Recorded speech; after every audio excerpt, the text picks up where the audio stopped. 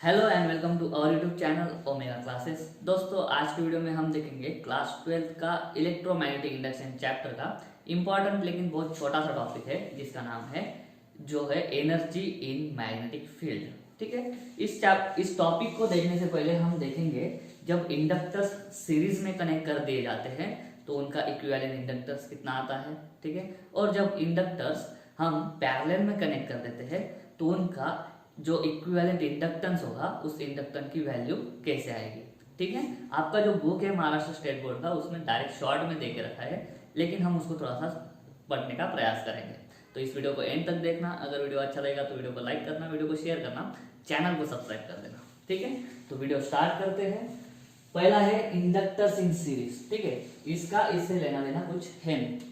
इसमें क्या होगा, मान लो दो इंडक्टर कॉइल्स है। पहले का सेल्फ इंडक्टेंस है L1 और दूसरे का है सेल्फ इंडक्टेंस L2। इन दोनों को हमने सीरीज में कनेक्ट कर दिया है और इसको क्या लगा दिया है हमने, ईएमएफ का सोर्स। जैसे ही ईएमएफ का सोर्स लगा देंगे इसमें से क्या होने लग जाएगा, फ्लो करंट पास होने लग जाएगा। मान लो वो करंट है I।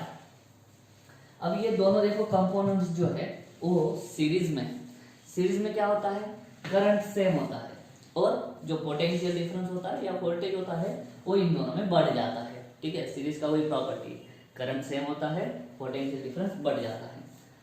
तो इसका जो देखो अभी ये टोटल ईएमएफ है, वो ईएमएफ इन दोनों में बढ़ जाएगा।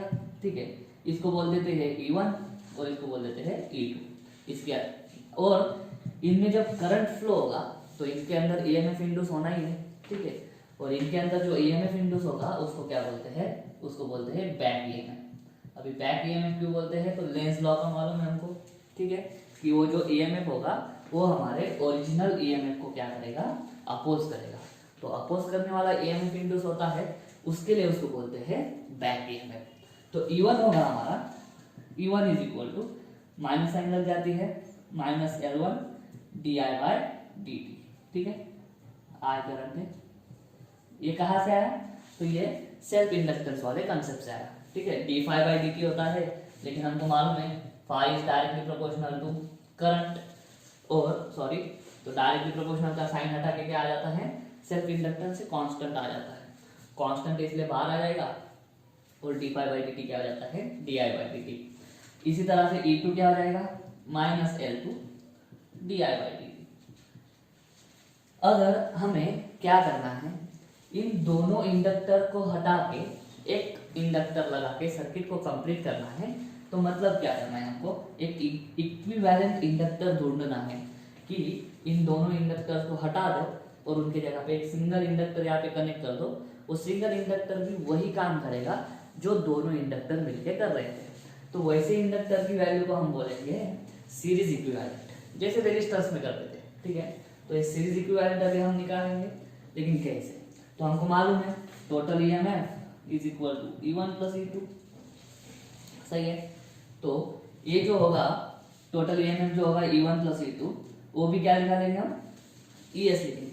सही है, तो जो LS, मान लो जो LS रहेगा हमारा, जो बैक ईएमएफ प्रोड्यूस करेगा, इन दोनों को हटा दो, इन दोनों को हटा दो, इसकी जगह पे एक सिंगल इंडक्टर लेके आओ जिसकी वैल्यू है LS। वो जो LS वर्क करेगा, इन दोनों का जो टोटल वर्क होगा उसके मतलब उसके जितना ही करेगा। ठीक है, तो इसके अंदर का इंड्यूस्ड ईएमएफ प्लस इसके अंदर का इंड्यूस्ड ईएमएफ, टोटल ईएमएफ कौन दे देगा, ये अकेला दे देगा। ठीक है, तो इसके अंदर का इंड्यूस्ड ईएमएफ जो है वो पहले निकाल लेते हैं, ईएमएफ इंड्यूस्ड इन ये वाला, तो माइनस LS di/dt लिख सकते हैं हम। ठीक है, तो ES हम क्या लिख रहे हैं, ES को हम लिख रहे हैं E1 प्लस E2 टोटल, ये में बढ़ जाता है, तो minus LS di/dt is equal to minus L1 di/dt, minus क्योंकि ये भी तो माइनस ही है, माइनस L2 di/dt। दोनों साइड से माइनस साइन कॉमन निकल के हट जाएगा, di/dt भी कॉमन निकल के हट जाएगा, बचेगा क्या, LS is equal to L1 plus L2। तो जैसे रेजिस्टेंस में होता था, जब दो रेजिस्टेंस को हम सीरीज में कनेक्ट कर देते थे तो उनका इक्विवेलेंट रेजिस्टेंस हमको मिलता था सिंपल, उनका एडिशन। तो वही इसमें होने वाला है, जब दो इंडक्टर कॉइल को हम सीरीज में लगाएंगे तो इसका इंडक्टेंस और इसका इंडक्टेंस दोनों एक दूसरे में क्या हो जाएंगे, दोनों एक दूसरे में ऐड हो जाएंगे। और इक्विवेलेंट इंडक्टर हमको कैसे मिलेगा, दोनों इंडक्टर को ऐड कर दो। ठीक है, आपके बुक में ऐसा नहीं दिया है, डायरेक्ट लिख के दिया है, लेकिन इससे हम रेजिस्टेंस के जैसा ही लिख के इसको हम क्या कर सकते हैं, प्रूव कर सकते हैं। ठीक है, तो अभी हम देखेंगे जब इंडक्टर्स पैरेलल में कनेक्ट हो जाएंगे तब इक्विवेलेंट उनका इंडक्टर कितना आएगा। ठीक है, चलो दोस्तों अभी देखते हैं जब इंडक्टर्स पैरेलल में कनेक्ट होंगे। जब इंडक्टर्स पैरेलल में कनेक्ट हो जाते हैं तो उनके अक्रॉस का वोल्टेज सेम रहता है। यहाँ पे क्या होगा, उनके अंदर जो इंड्यूस्ड ईएमएफ होगा ना, वो इंड्यूस्ड ईएमएफ क्या होगा, वो सेम होगा। ठीक है, तो यहाँ पे मैंने लिखा है इसके अंदर भी ईएमएफ ई जितना इंड्यूस होगा और उसके अंदर भी ईएमएफ ई जितना इंड्यूस होगा। लेकिन करंट जो है वो करंट क्या हो जाएगा, डिवाइड हो जाएगा, क्योंकि यहाँ पे नोड आ जाता है, नोड की वजह से करंट डिवाइड हो जाता है। तो अभी मैं क्या करता हूँ, इसके अंदर जितना ईएमएफ इंड्यूस हुआ है पहले के अंदर वो लिखता हूँ E1 नहीं लिखूंगा, सिर्फ E, क्योंकि वो सेम रहेगा अभी दोनों इसमें। तो E is equal to L D I by D T होता है, मालूम है, लेकिन ये जो है वो बैक है, तो minus L1 D I one by D T है ना, I1 जितना करंट फ्लो हो रहा है। वैसे ही दूसरा E लिखूंगा मैं नीचे वाले के लिए, ठीक है, इस वाले के लिए minus L2 D I by D T, current कौन सा, I2, कौन सा करंट फ्लो हो रहा है, I2 जितना करंट फ्लो हो रहा है। हमको मालूम है पैरेलल में करंट बढ़ जाता है, वोल्टेज सेम रहता है, तो I is equal to I1 plus I2, total I is equal to I1 plus I2, Kirchhoff law भी बोल सकते हैं हम उसको। दोनों साइड में मैं क्या करता हूँ, विद रिस्पेक्ट टू टाइम से डिफरेंशिएट कर देता हूँ, क्योंकि D I by D T दिख रहा है, तो दोनों साइड पे मैं डिफरेंशिएट कर देता हूँ। तो एक आ जाएगा D I one by D T plus D I two by D T. यहाँ पे क्या है, हमारे पास D I one by D T नहीं है, D I two by D T नहीं है, लेकिन हम निकाल सकते हैं D I one upon D T, इसको इधर भेज सकते हैं। सही है, तो देखो मैं यहाँ पे लिखता हूँ D I one by D T, क्या आ जाएगा, देखो ये इधर आ जाएगा एल वन माइनस साइन के साथ, तो minus E upon L one. उसी तरह से D I two by D T हो जाएगा minus E upon L to. तो यहाँ पे मैं लिखता हूँ minus E upon L one minus E upon L to D I by D T.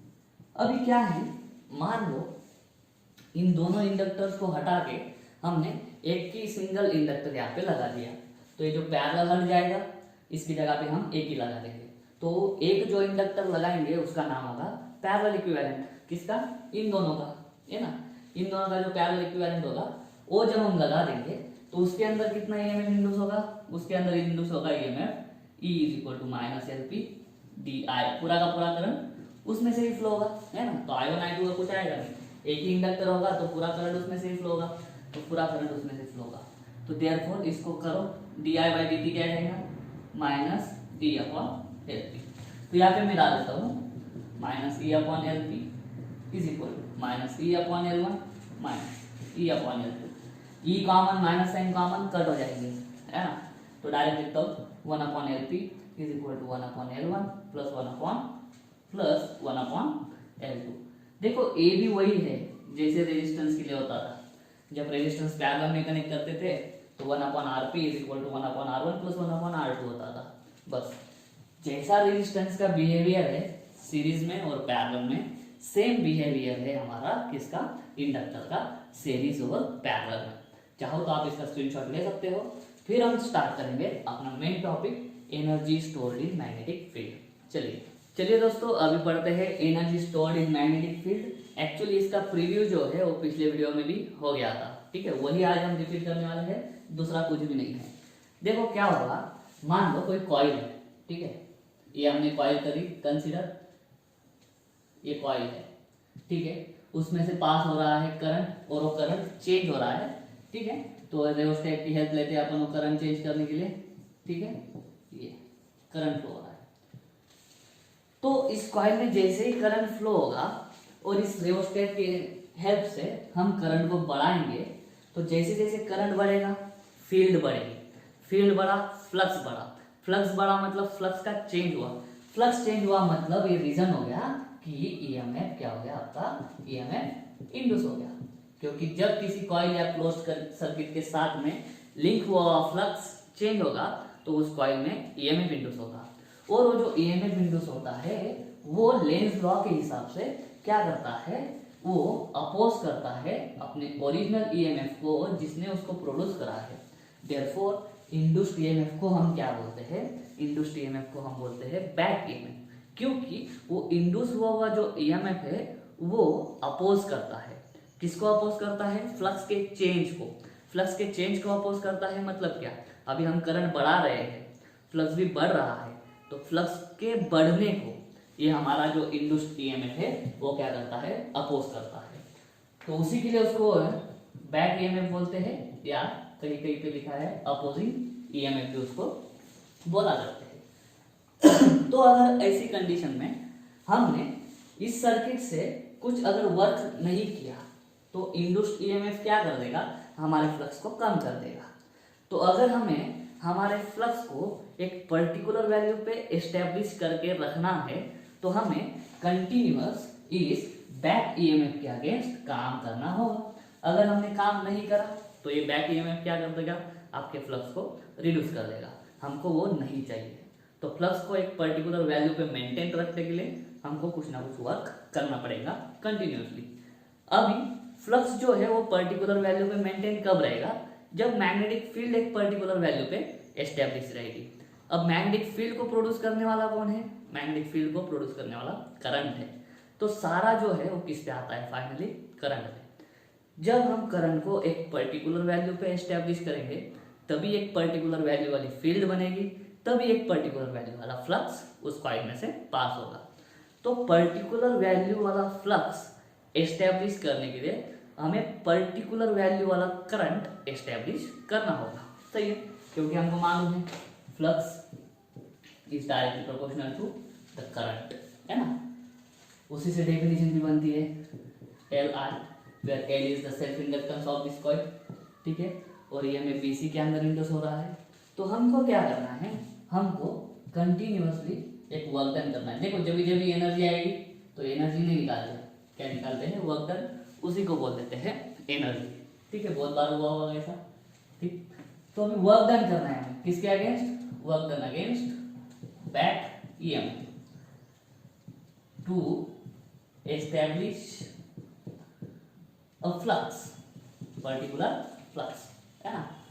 तो फ्लक्स इंड्यूस करना है मतलब एक पर्टिकुलर वैल्यू करंट के हमको मेंटेन करनी है, फ्लक्स और करंट। मान लो इनिशियल वैल्यू जो है, इनिशियल वैल्यू है करंट की 0, और हमको मेंटेन रखना है करंट को I0 इस पर्टिकुलर वैल्यू पे, कुछ भी हो सकता है, 2 एम्पियर, 3 एम्पियर, 4 एम्पियर, कुछ भी हो सकता है, ठीक है। उस वैल्यू पे हमें क्या करना है, उसको मेंटेन करके रखना है। तो मान लो at any particular instant, at any particular instant, at any particular instant flux produce हुआ है फाई, ठीक है, किस करंट की वजह से, आई जितने करंट की वजह से, और ईएमएफ इंड्यूस हो गया है ई जितना, ईएमएफ इंड्यूस हो गया है ई जितना। ये ईएमएफ क्या है, ये है बैक ईएमएफ। अब ये जो बैक ईएमएफ है वो क्या करेगा, हमारे इंक्रीजिंग करंट को या इंक्रीजिंग फ्लक्स को अपोज करेगा, ठीक है। इंक्रीजिंग फ्लक्स को अपोज करेगा तो फ्लक्स डिक्रीज होने लग जाएगा, लेकिन हमको उसी पे मेंटेन रखना है, तो कंटिन्यूअस बात से हमारा वर्क चालू है। तो वर्क डन मान लो छोटा सा है, कितना, dw, मतलब छोटा सा वर्क, किसके लिए, इस बैक ईएमएफ के अगेंस्ट। तो इस बैक ईएमएफ के अगेंस्ट, अगेंस्ट के लिए मैंने नेगेटिव साइड लगाया है, ठीक है। It is the work done against के लिए बैक, क्योंकि अपोजिट डायरेक्शन में लगाना है। बैक ईएमएफ है हमारा ई, क्यों, to continue the flow of charge dq, छोटे से चार्ज को सर्किट में फ्लो उसका मेंटेन रखने के लिए हमको कुछ वर्क करना पड़ेगा, किसके अगेंस्ट, बैक ईएमएफ के अगेंस्ट, ठीक है। और अगर आपको ईएमएफ का डेफिनेशन मालूम होगा तो ईएमएफ का डेफिनेशन है work done per unit charge, ठीक है, work done per unit charge. तो work done per unit charge होता है ईएमएफ, ये चार्ज इधर से मल्टीप्लाई करके उधर चला जाएगा। या फिर अगर इसका आपको ध्यान में रखना है तो हमको वर्क करना है किसके अगेंस्ट, बैक ईएमएफ के अगेंस्ट। बैक ईएमएफ के अगेंस्ट वर्क क्यों करना है, क्योंकि हमको चार्ज का फ्लो मेंटेन रखना है।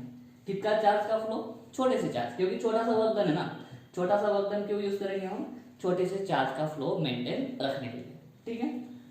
अब यहाँ पे ढंग से लिख लेते हैं D W is equal to minus E क्या होगा, ई होता है minus D phi by D T Lenz law is equal to minus D D T of L I, L तो कांस्टेंट है, माइनस एल ये हो जाएगा D I by D T.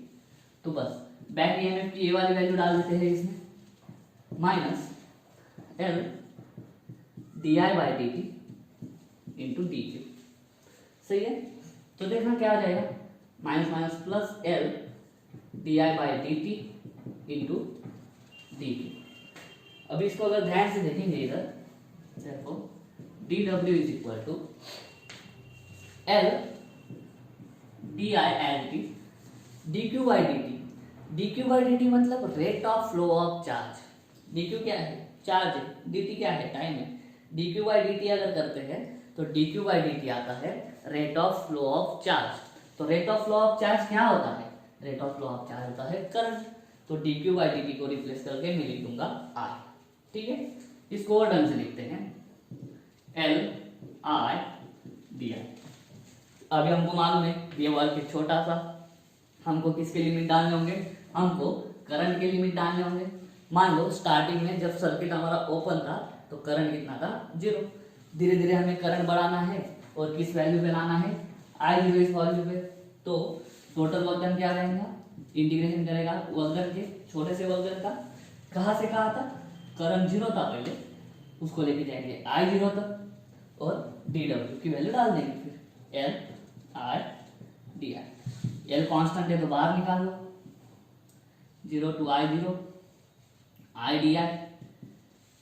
Integration X D X मालूम है हमको, X raise to N वाला formula use करेंगे, X raise to N plus one upon N plus one, वो वाला इसमें लग जाएगा, इज इक्वल टू एल आएगा I square upon 2 0 to I 0। Limit डाल देते हैं एल, पहले ऊपर वाला लिमिट आई 0 का स्क्वायर अपॉन 2 माइनस नीचे वाला limit is equal to L I 0 square upon 2 is equal to half L I 0 square. बस ये वाला तो है, ये वाला एनर्जी का फॉर्मूला है जो एनर्जी स्टोर होगी हमारी मैग्नेटिक फील्ड में। अभी मैग्नेटिक फील्ड में क्यों, सब क्या है, इंडक्टर है, कॉइल अभी क्या है, कॉइल एज अ इंडक्टर काम कर रही है, क्योंकि इसी इंडक्टर के अंदर क्या बन रहा है, हमारा बैक ईएमएफ बन रहा है और यहीं पे फील्ड है, यहीं पे फ्लक्स है, सब इसी में। तो एनर्जी जो बनेगी, एनर्जी जो स्टोर होगी, वो एनर्जी किधर स्टोर हो रही है, वो एनर्जी स्टोर हो रही है मैग्नेटिक फील्ड में। अभी मैग्नेटिक फील्ड किसकी है, तो इस कॉइल की है, इसी कॉइल ने प्रोड्यूस करी है। तो ये जो भी एनर्जी का फॉर्मूला है वो एनर्जी स्टोर हो रही है किसमें, मैग्नेटिक फील्ड में। जो मैग्नेटिक फील्ड किस लिए बनती है या फिर कैसे बनी है, इस कॉइल में से करंट फ्लो हुआ और एक करंट जब फ्लो होता है तो मैग्नेटिक फील्ड प्रोड्यूस होती है। मैग्नेटिक फील्ड प्रोड्यूस होती है तो उसके अंदर ईएमएफ वगैरह की वजह से जो एनर्जी स्टोर होगी वो कितनी होगी, half L I 0 square, where L is the self inductance of the coil। तो दोस्तों बस इसमें ज्यादा कुछ था नहीं, ठीक है। तो यही है हमारा आज का topic, energy stored in the magnetic field. उम्मीद करता हूँ समझ में आ गया होगा। अगर ऐसा है तो वीडियो को लाइक करो, वीडियो को शेयर करो, चैनल को सब्सक्राइब कर देना। मिलता हूँ नेक्स्ट वीडियो में, तब तक के लिए जय हिंद।